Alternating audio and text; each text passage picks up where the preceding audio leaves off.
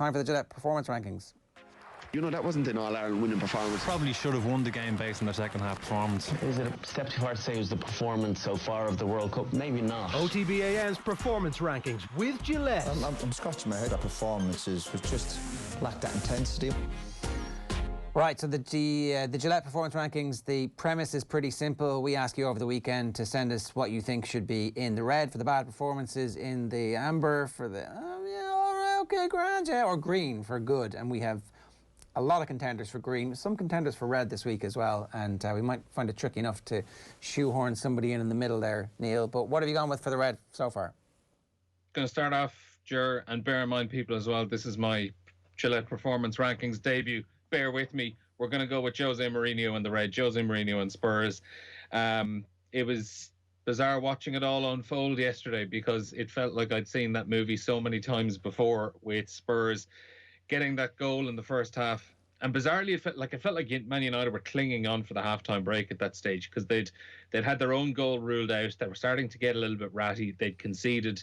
Bruno Fernandes was starting to be a little bit petulant. He had a little kind of push out at one of the Spurs players, and you were going, oh, this could be one of those days where Jose pulls it out all over again. And the second half comes around and Spurs they sit back, they try to protect the lead and just invited United on. And from there was only one winner. And as we were talking about with David Meyler, like, it's hard. It really is hard to see, regardless of what happens in the League Cup final, even if they get a bit of silverware, like, what's the end game with them? Where is it all going? Well, so we've obviously been speaking about Mourinho and his season at Spurs over the last 5-6 weeks in particular, talking about what happens next. And there is a belief that they might be stuck with him because the amount of money that it will take to prize him away is so great that rather than spend the money sacking him, they might give him one final opportunity in a full stadium next year to see what happens. They do have Harry Kane under contract, so he can leak that he will leave if they don't finish in the top four. All he wants over the course of the weekend. And it was interesting that it was Sky who were reporting that, you know, and Sky obviously don't report that stuff willy-nilly because they are Premier League rights holders and they need to be very cognizant of their relationship with the clubs. So there's obviously no smoke without fire when it comes to Harry Kane wanting to leave, but he just can't leave. I'm sure there's no clause in his contract saying if we're not in the Champions League, you have to sell me. And as far as I know, there certainly has never been a published buyout clause figure in his deal. So what's he going to do? I think it's not a zero chance that Jose Mourinho and Harry Kane are locked together at the start of next season, at least for the first 6 to 10 games to see what happens. I'd actually disagree. I would say I cannot see a situation where both Jose and Harry Kane are there at the start of next season. Because the way I would look at it, Daniel Levy has always been an incredibly shrewd man when it comes to these things. And I would say, now, look, we're kind of having this discussion on the basis that Harry Kane doesn't really want to be involved if they're not playing Champions League football and if Jose is still there next year. That's the given we're taking at the moment. So I cannot see how Daniel Levy would sit there and be like, okay, our star striker, our captain, does not want to be here and play under this manager. This manager isn't really actually going to be bringing us any further, and he's making our captain and star player unhappy. If it came down to the fact Harry Kane would a new manager help things out and starting afresh, I absolutely think Daniel Levy would take that hit, and I think he'd be smart enough to realise that, why are teams so reluctant to? We always talk about the huge payout that they're going to have to give managers for sacking a manager. But we talk about, they'll pick him up for 60, 70 million quid. Talk about a player. Like, what's the difference? The difference is that the value in the player you can write off, you can amortise that in your balance sheet, and then hopefully you can recoup some of that money in the transfer fee. With the manager, it's dead money and you never get any value back for it. No one's going to give you money there is generally some offset language, whereas if Jose gets a job, then you stop paying him the money. Take the hit. Take the hit. I would agree with you, but like you say, Daniel Levy really shrewd. He only got 25 million for Christian Eriksen when Christian Eriksen was valued at like 3 times that or twice that at least the previous 18 months, and he just wouldn't sell. He wouldn't sell to anybody in England, and he wanted to be a big dog. And it was he's the one who went out and got Mourinho. He thought, oh, we've made it now. We've got Jose Mourinho, one of the greatest managers of all time. And you know, while Mourinho's legacy is damaged with each passing failure, there was a time when his vitality and aggression and nastiness, the teams I'm talking about that played for him, was of its time the best. I actually thought that when Kane and Son were ripping it up for the first 5-6 weeks of the season, that maybe Mourinho had stumbled into the perfect situation for him. It doesn't seem that way anymore. You used three very important words there about talking about Jose and his style. Of its time. Yeah. Of its time. Yeah. And the problem is that, like, I remember back to when he was appointed to replace Mauricio Pochettino back in 2019, and I would say the vast majority of people at the time pretty much called what is happening at the moment. That things will go well for a little while, but ultimately, and it's the same with Jose at every single job. It's why I would be so reluctant to actually appoint him at a club, is that even if he does come in and wins you a League Cup, I mean, come on. Even if he comes in and does that, ultimately, when he leaves, it doesn't matter what he has done in the past. When he departs your club, it is a bad departure. It has not been good. He has absolutely lived down to the worst of expectations, and yet he's the Homer Simpson driving across the bridge and throwing that match over his shoulder gif. And yet last week there was a point where in running they were still fourth when they were 2-1 up. I think Vinnie Perth pointed that out as well. It was like, football's a very fickle game. So, look, you would not expect them to make the Champions League. And at this point, you would not expect them to win the League Cup. But stranger things have happened. It doesn't look like they're going to be able to make the Champions League at this point. That game yesterday was so crucial for them in terms of that swing. So, OK, I absolutely accept he should be in the red. What's next? We're going to go Dundalk, because this start of the season is getting pretty alarming, to the point where we even had, Shane Keegan being quoted in papers over the course of the weekend talking about how the management team are here and they have points to prove. And, Aidan Fitzmaurice is writing in the Independent this morning, like, the Dundalk management team are going to be in charge for another week at least. Like, it's week to week. Haven't won this season. It's week to week at this stage, and we're only 4 games into the season. They've picked up 1 point across those 4 matches as well. And it's just, there was so much confusion at the start of the season over the management situation, who is actually running the show there. We have Shane Keegan officially as the manager. People are wondering, is it actually Filippo Giovagnoli who is the manager who's barking out the instructions on the sideline? Jim Magilton then as the director of football or performance director. Okay, in fairness, that seems to be a solid long-term appointment, but what's happening on the pitch is bizarre.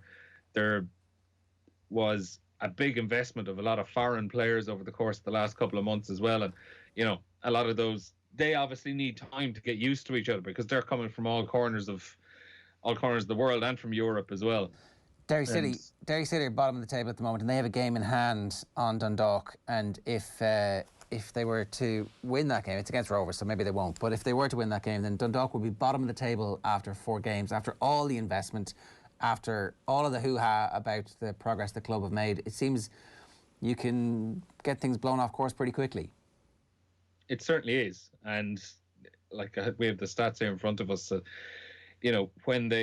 When they had Vinnie Perth in charge last season, it was 14 points from 9 games. Since then, 13 points over the course of the last 13 games, and 3 wins in 15 points in the 17 games since the pandemic. That's all coming from John Dodge on Twitter. Dundalk in 2020 under Vinnie Perth, 14 points in 9 games.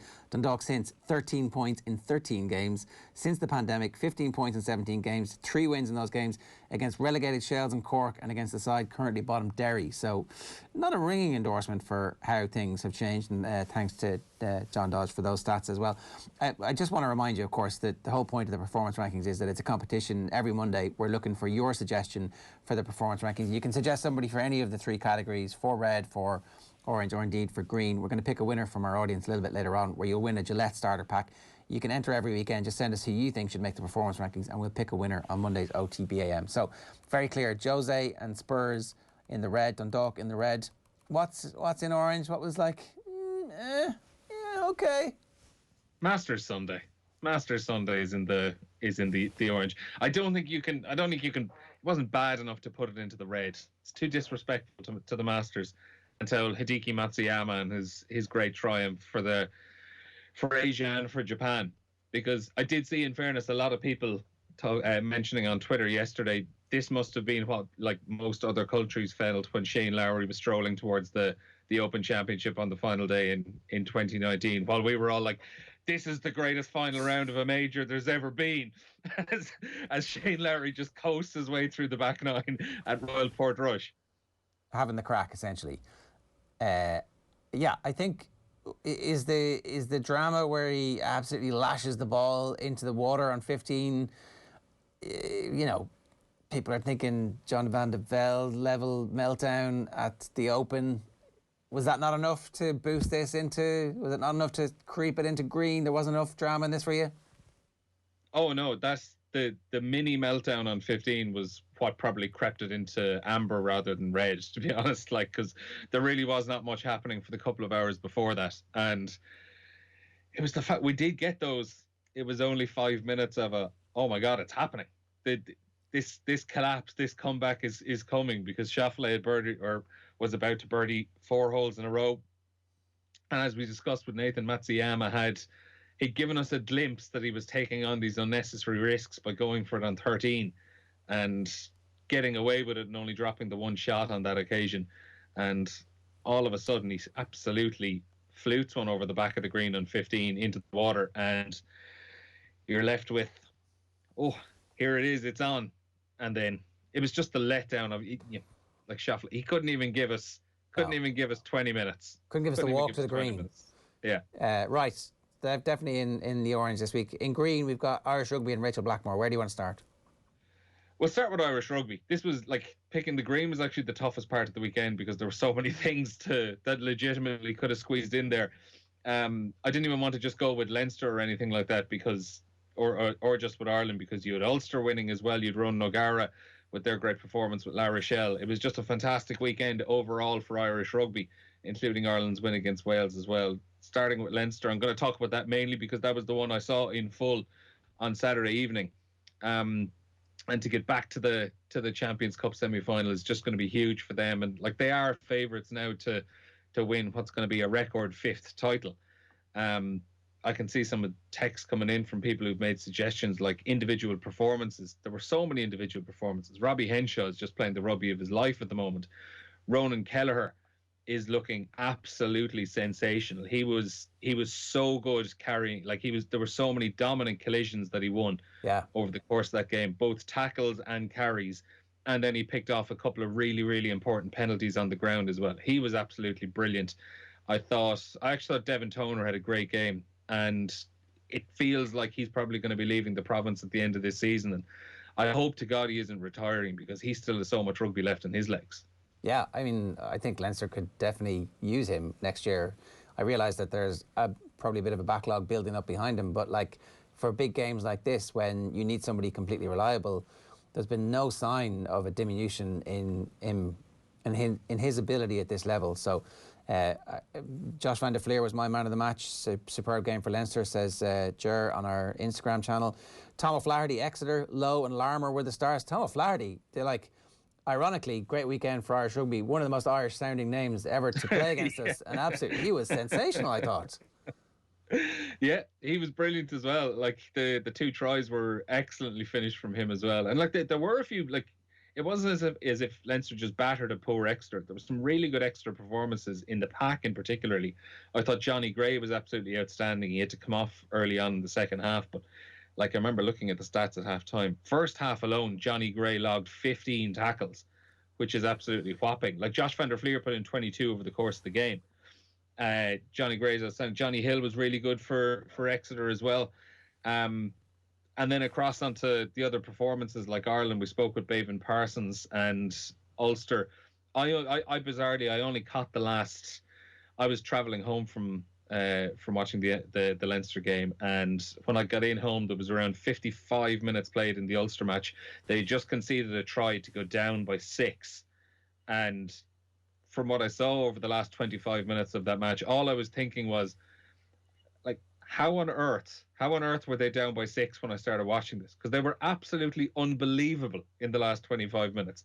The pace that they played at, they made some good substitutions. I thought Tom O'Toole was excellent when he came on, but there was just a relentlessness to the way that they were playing. The speed of the phases they were going through, the dominance they were getting in the collisions, getting over the gain line almost every time, and so many of their big players were looking sharp. I thought Jacob Stockdale looked really good from the bits I saw of him. Yeah.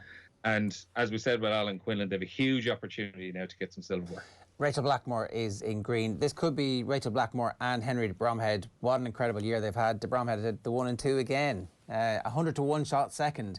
But really, Rachel Blackmore is the story of the weekend. She's obviously on all the front pages yesterday, on all the sports supplements today again.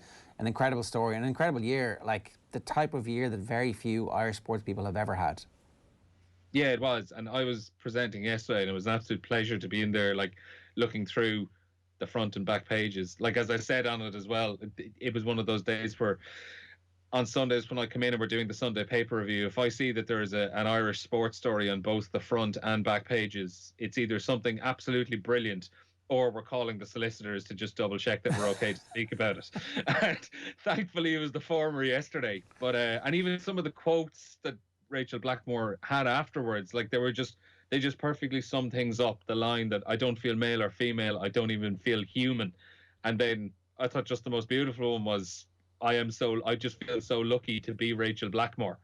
Like, she's just living a dream at the moment for these last few months. Yeah, it's really sensational stuff, and it couldn't happen to a nicer bunch of people as well. Henry de Bromhead has just had a season to die for.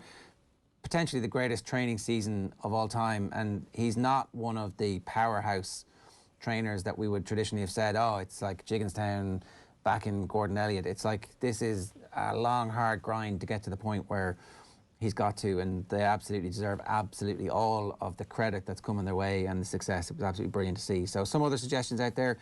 Shane O'Connor says the Irish men's lightweight double gold in European rowing championships. Yeah, pictures in the back of the papers again this morning.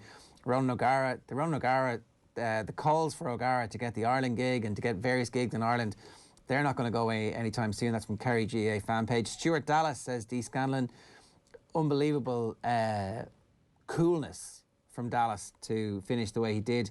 And Emma says Orlo Dwyer scored a goal as the Lions made the AFLW final. So we'll talk about that a little bit later on in the week as well.